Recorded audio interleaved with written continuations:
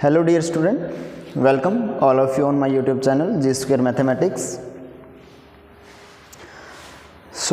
आज का अपना टॉपिक रहेगा बच्चों exercise 2.2 class 10th NCERT maths polynomial chapter जो है आपका, उसमें हमें क्या सीखना है, दो चीज़ें सीखनी है। पहला तो कि जो भी क्वाड्रेटिक पोलिनोमियल आपको दिया होता है उसके ज़ीरोज़ कैसे सोल्व आउट करते हैं, फाइंड आउट करते हैं, और सेकंड कि जो ज़ीरोज़ हम निकालेंगे एक क्वाड्रेटिक पोलिनोमियल के, उन ज़ीरोज़ और क्वाड्रेटिक पोलिनोमियल में जो कोफिशिएंट्स हैं उनके बीच में क्या रिलेशन रहता है। तो चलिए स्टार्ट करते हैं।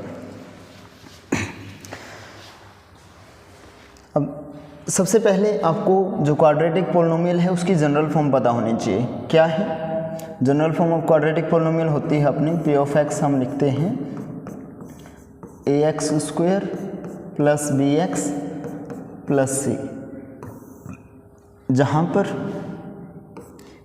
a एंड b जो है वो क्या है, कोफिशिएंट है,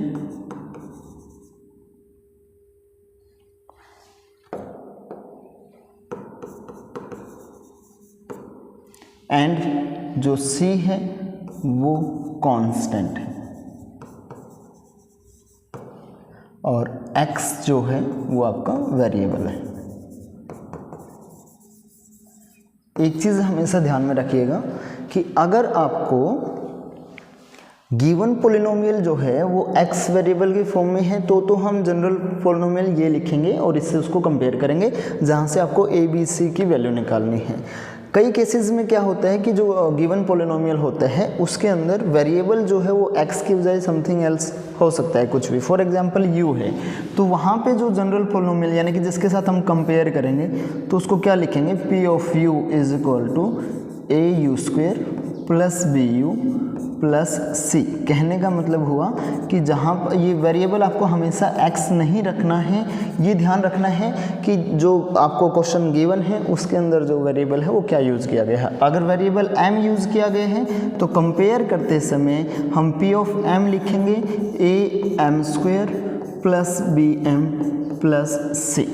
तो ये बात आपको क्लियर हो गई होगी। एग्जाम्पल लेते हैं हम, जैसे फॉर एग्जाम्पल आपको एक पोलिनोमियल दे दिया जाए 2t square plus 3t minus 4, p of t आपको गिवन है। तो जब भी, और ये कंपेयर क्यों करना है, कंपेयर हमें करना है जब भी आपको रिलेशनशिप फाइंड आउट करनी है तो उस दौरान सबसे पहला स्टेप भी आपको ये करना है कि गिवन पोलिनोमियल को जनरल फॉर्म के साथ कंपेयर करें और वहाँ से a b और c की वैल्यू आपको फाइंड आउट करनी है। तो यहाँ पे कंपेयर किसके साथ करेंगे हम इसको, a t square plus B T plus C. तो वहाँ से आपको क्या मिल जाएगा बच्चों, ध्यान से देखिएगा, टी स्क्वायर का कोफिशिएंट वहाँ पर कौन है, 2, और यहाँ पर जनरल फॉर्म में कौन है, a। तो a की वैल्यू यहाँ से कितनी मिल गई आपको, 2। t का अकेले t का वेरिएबल कोफिशिएंट कौन है, +3, और यहाँ पर कौन है b, तो b की वैल्यू कितनी होगी भाई, 3, और कांस्टेंट यहाँ पर c है और वहाँ पर कौन है बच्चों, -4। अगर माइनस का साइन है तो आपको साइन साथ में रखना है, प्लस वाले की आवश्यकता नहीं होती है। तो इस तरीके से आप कंपेयर करेंगे। ये सबसे मतलब बहुत इंपॉर्टेंट स्टेप है और बहुत ईजी है। तो ध्यान रखना कि वेरिएबल जो चूज़ करोगे आप जनरल फॉर्म में, वो वही चूज़ करोगे जो आपको क्वेश्चन के अंदर दे रखा है।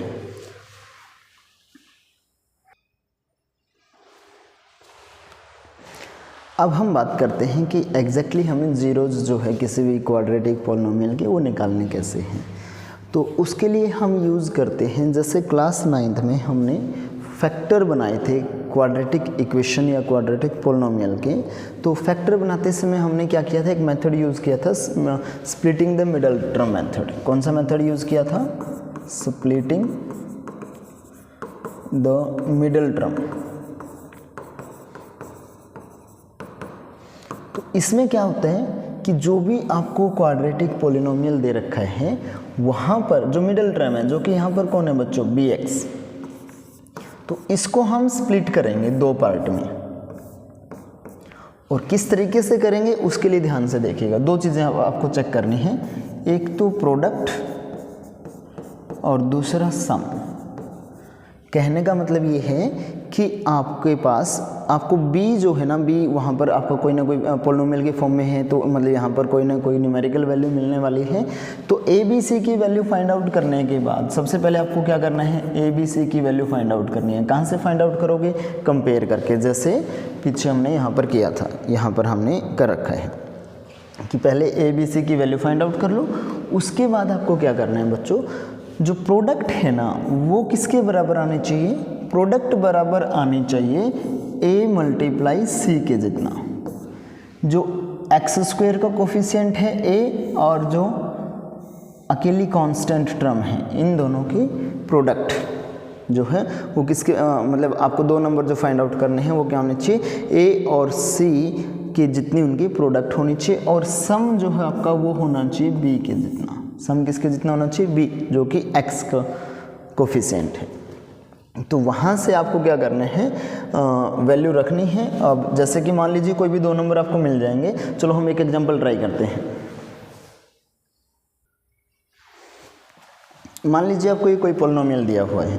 अब इसमें आपको क्या करना है, splitting the middle term method लगा के फैक्टराइजेशन करेंगे, फिर वहाँ से हम क्या निकालेंगे, जीरोज निकालेंगे। कैसे करेंगे देखिएगा, क्योंकि जीरो फाइंड आउट करने हैं तो आप इसको शुरुआत में ही जीरो के इक्वल रख सकते हो। आप बोलोगे कि to find zeros put p of x equal to 0। तो x square minus 2x minus 8 को हम क्या कर देंगे, 0 के बराबर।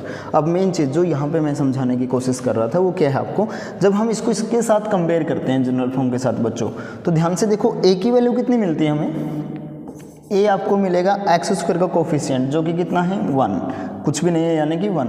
b x का कोफिशिएंट कितना है बच्चों, -2, और c जो अकेली कांस्टेंट टर्म होती है जो कि कितना है -8। तो अब आपको क्या करना है, यहाँ पर आ जाइए, ये वाला तरीका ध्यान से देखिएगा। आपको दो ऐसे नंबर चाहिए जिनकी प्रोडक्ट a और c के जितनी आए। a कौन अपना 1, c कितना है -8, तो 1 मल्टीप्लाई -8 कितना हुआ बच्चों, -8, और सम b के जितना जो कि कितना है -2। तो अब आपके पास एक कंडीशन आ गई है कि आपको दो ऐसे नंबर पता करने हैं जिनकी प्रोडक्ट तो आएगी -8 और जो सम रहेगा वो कितना आना चाहिए, -2। तो उसके लिए आपको क्या करना है, बहुत इजी स्टेप है। क्या करना है, जो भी प्रोडक्ट है साइन हम उसका बाद में चेक करेंगे, पहले वहाँ पर जितने भी पॉसिबल मल्टीपल्स बनते हैं या फैक्टर बनते हैं वो बना लीजिए। -8 के फैक्टर बना लीजिए, या माइनस साइन छोड़ दीजिए, 8 के फैक्टर बना लो। 8 क्या लिख सकते हैं हम, 1 मल्टीप्लाई 8, 2 की टेबल में आता है 2 मल्टीप्लाई 4, 3 की टेबल में नहीं आता है, 4 पे यस 4 पे आ रहा है, लेकिन 2 मल्टीप्लाई 4 लिखो या 4 मल्टीप्लाई 2 एक ही बात है। तो इसका मतलब हुआ जैसे ही रिपीट होने लग जाए फैक्टर तो उसका अर्थ रहेगा कि आपने जो फैक्टर बनाने थे वो कंप्लीट बना चुके हो। तो ये दो पेयर यहाँ पर हमारे पास बने हैं प्रोडक्ट के हिसाब से। अब इन दो पेयर में से एक पेयर हम चूज़ करेंगे किसके हिसाब से, सम के हिसाब से। यानी कि अब बच्चों ध्यान से देखो, सम कितना चाहिए आपको, -2। क्या 1 और 8 को किसी में से कोई सा नंबर भी सब्ट्रैक्ट करके या ऐड करके -2 बनाया जा सकता है, नहीं बन सकता। क्या क्या बन सकता है, 8 + 1 करेंगे तो 9 बनेगा, 8 - 1 करेंगे तो 7 बनेगा, -1 -8 रखेंगे, साइन आप अपनी मर्जी से रख सकते हो। यहाँ पे प्लस देखो, अब हमारे पास दो पेयर आ गए ना, 1 मल्टीप्लाई 8, तो आप यहाँ पर प्लस माइनस चूज़ करने के लिए कुछ भी कर सकते हो। उसी तरीके से 2 और 4 है तो +-2 +-4, आप अपनी इच्छा से कोई भी साइन चूज़ कर सकते हो। तो यहाँ पर +1 + 8 से 9 बनेगा, +1 - 8 से -7 बनेगा, -1 + 8 से 7 बनेगा, और -1 - 8 से -9 बनेगा। तो 2 नहीं बन रहा। इसका मतलब क्या हुआ बच्चों, इसका मतलब हुआ ये वाला पेयर भी हम सिलेक्ट नहीं करेंगे। तो ये अब एकमात्र पेयर बचा है, तो वहीं से हम जो है पेयर बनाने वाले हैं। अब वहाँ पर भी आपको साइन का खास ध्यान रखना है। अब देखो, दो चीज़ें देखनी है आपको। क्लास 10th में हो आप, इतना आपको पता होना चाहिए। प्रोडक्ट किस में चाहिए, नेगेटिव। प्रोडक्ट कैसी चाहिए आपको, नेगेटिव। कब कब आती है बच्चों, दो ही केस में आती है। कब, एक्चुअली एक ही केस में आती है, कब? जब एक नंबर नेगेटिव और दूसरा जो है वो कैसा हो? पॉजिटिव। नेगेटिव मल्टीप्लाई पॉजिटिव कैसा होता है बच्चों? नेगेटिव। तो यानी कि प्रोडक्ट माइनस में एक ही समय पर आती है जब दो नंबरों में से, जो दो नंबर आपको सेलेक्ट करने हैं उनमें से एक नेगेटिव होगा और दूसरा पॉजिटिव होगा। दूसरा हिंट साइन का कहाँ से मिलेगा? सम से। सम जो है, किन्हीं भी दो नंबर का सम जो है वो नेगेटिव कब आता है बच्चों? दो कंडीशन में आता है। पहली, दोनों के दोनों नेगेटिव हो, और दूसरी एक नेगेटिव होगा एंड अदर वाला जो है पॉजिटिव। और इसमें पॉजिटिव में भी क्या ध्यान रखना आपको कि जो पॉजिटिव वाला नंबर है वो छोटा होना चाहिए, क्योंकि बड़ा नंबर मतलब बड़े का मतलब हो गया कि न्यूमेरिकल वैल्यू उसकी जो साइन के अलावा जो भी मैग्नीट्यूड जो है वो बड़ा होना चाहिए। तो 4, अब जैसे यहाँ पर देखिएगा 2 और 4 है, 2 और 4 से -4 बनाना है, तो बड़ा नंबर कौन है बच्चों? 4। अब ये वाला केस तो कैसे कैंसिल आउट हो गया, क्योंकि ये प्रोडक्ट को सेटिस्फाई नहीं कर रहे हैं। प्रोडक्ट में भी एक नेगेटिव एक पॉजिटिव चाहिए, तभी नेगेटिव आएगा। सम नेगेटिव कब आएगा? जब मैग्नीट्यूड जिस नंबर का बड़ा है उसके ऊपर क्या साइन लगा हो? माइनस। तो यहाँ पर बड़ा नंबर 2 और 4 में से कौन है? 4। इसके ऊपर क्या लग गया बच्चों? माइनस एंड प्लस दूसरा नंबर कौन सा बच्चा? 2।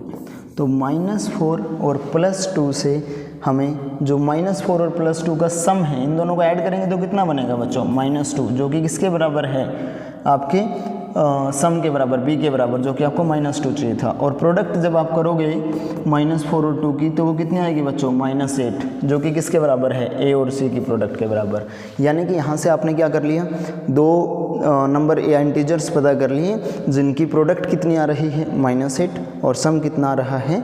-2। तो अब आपको क्या करना है? जो भी मिडल टर्म है वहाँ पर ये वाली वैल्यू पुट कर देनी है। -2 की जगह पर हम क्या करेंगे बच्चों? देखो दो नंबर कौन से आए हैं? -4 + 2। तो यहाँ पर आप क्या करोगे? बस इन्हीं के आगे सेम वेरिएबल लगा दो, -4x + 2x। तो अब देखो ध्यान से, x² -2x की जगह पर, मेथड का नाम क्या है? Splitting the middle term method. तो -2 नहीं लिखेंगे, उसकी जगह पर ये वाली वैल्यू रखेंगे हम। कितना? -4x + 2x। आगे क्या है बच्चों? -8 = 0। इतना समझ में आ गए हैं? ये वाला कंसेप्ट थोड़ा अच्छे से रिपीट कर सकते हो आप, वीडियो को बैक करके ध्यान से समझ लीजिएगा। अब नेक्स्ट क्या करना है? आगे आपको फैक्टराइज करना है, जैसे क्लास 9th में करते थे। पहले दो टर्म में से क्या कॉमन आ रहा है बच्चों? x।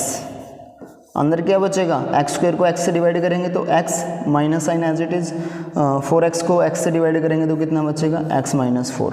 अब यहाँ पे ना कई बच्चों को कन्फ्यूज़न होती है कि सर +2 कॉमन ले या -2 कॉमन ले। तो उस कन्फ्यूज़न से बचने का आपको एक सिंपल सा तरीका बताता हूँ।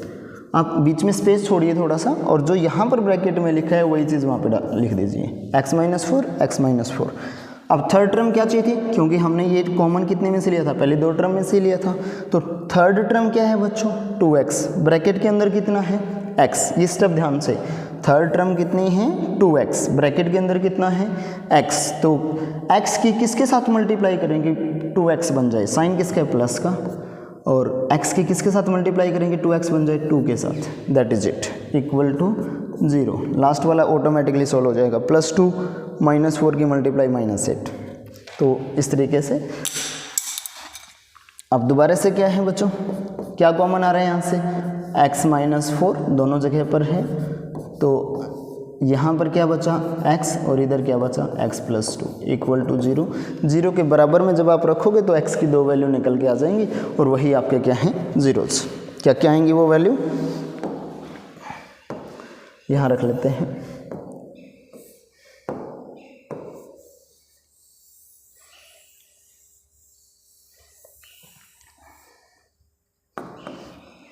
तो एक बार तो हम क्या करेंगे बच्चों? x - 4 को इक्वल कर देंगे 0। ऐसा क्यों कर रहे हैं? क्योंकि दोनों प्रोडक्ट में हैं। अगर x - 4 को इधर रखते हैं, x + 2 उधर जा करके डिवाइड में 0 डिवाइड बाई एनीथिंग क्या होता है? 0। तो यहाँ से x की वैल्यू कितनी आ गई बच्चों? 4, एंड साथ में या फिर हम कह सकते हैं कि x - 4 उधर जाएगा तो 0 डिवाइड बाई x - 4 0। तो x + 2 कितना बचा बच्चों? 0 के बराबर। तो वहाँ से x की वैल्यू कितनी आ गई? -2। तो ये दो जीरोज आ गए आपके क्या? 4 and -2 are the two zeros of polynomial. क्या गिवन था आपको पोलिनोमियल?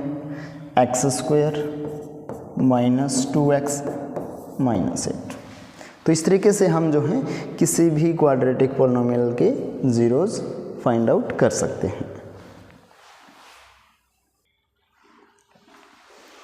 तो अब हम बात करते हैं relationship between zeros and coefficient, कि जो ज़ीरोज़ और कोफिशिएंट के बीच का रिलेशनशिप है वो कैसे निकालेंगे या कैसे वेरीफाई हम करेंगे, क्या रिलेशनशिप है इनके बीच में।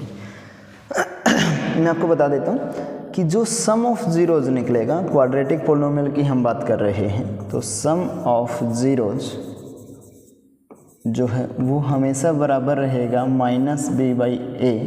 -b/a को आप कैसे याद रख सकते हो? -b क्या था बच्चों? जनरल फॉर्म क्या है? ax² + bx + c। तो b की जगह पे हम क्या लिख सकते हैं?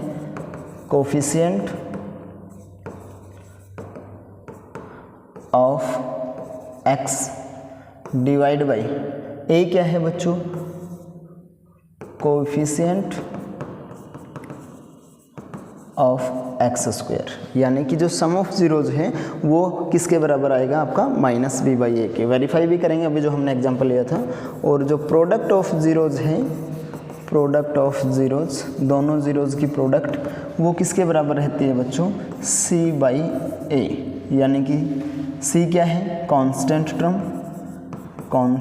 टर्म, और a क्या है बच्चों? Coefficient of x²। तो ये आपको याद रखना है कि जो सम ऑफ ज़ीरोज़ है वो हमेशा किसके बराबर रहेगा? -b/a। और प्रोडक्ट ऑफ ज़ीरोज़ किसके बराबर रहेगा? c/a। अभी जैसे हमने एग्जांपल लिया था, क्या था वहाँ पर? इक्वेशन क्या थी? x² - 2x - 8। a b c की वैल्यू निकाली थी हमने। a की वैल्यू 1, b की वैल्यू -2 और c की वैल्यू कितनी थी बच्चों? -8। और ज़ीरोज़ क्या क्या निकले थे? ज़ीरोज़ निकला था 4 and -2। चेक कर सकते हो, सम यानी कि दोनों को ऐड कर दो भाई, कर दीजिएगा, ऐड कीजिएगा दोनों को।